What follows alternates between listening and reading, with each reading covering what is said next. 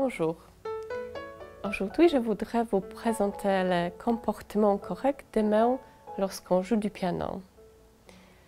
Si la main est tendue et raide, alors le son ne sera pas joli et nous ne pourrons pas passer la mesure. Dans le même temps, nous n'assurons pas une totale maîtrise de la composition car nous serons très occupés et épuisés par l'exécution. De plus, nous pourrons avoir des douleurs à la main. Il est bon de rappeler que pour bien jouer du piano, il est très important de disposer d'une technique appropriée.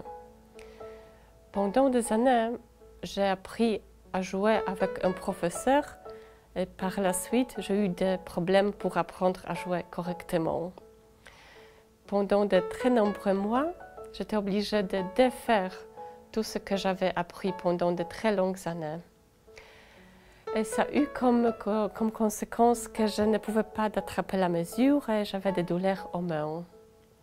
C'est seulement avec le nouveau professeur que je suis désaccoutumée de mauvaises techniques et les mains ont été correctement positionnées. Par conséquent, il est important, surtout au début de l'apprentissage, de faire attention à quelques facteurs. Ça vaut la peine de se rappeler à ce que le poids des mains repose sur les phalanges. Cela veut dire que les doigts doivent être fermes, aussi bien le pouce que les petits doigts. Cette technique peut sembler difficile, mais les doigts doivent être en mesure de soutenir le poids de toute la main, comme ça. Le fait que tout le poids soit supporté par ces phalanges a pour conséquence que le poignet et le coude sont relâchés et décontractés et on peut aller d'un doigt à l'autre et jouer fort avec un son appuyé.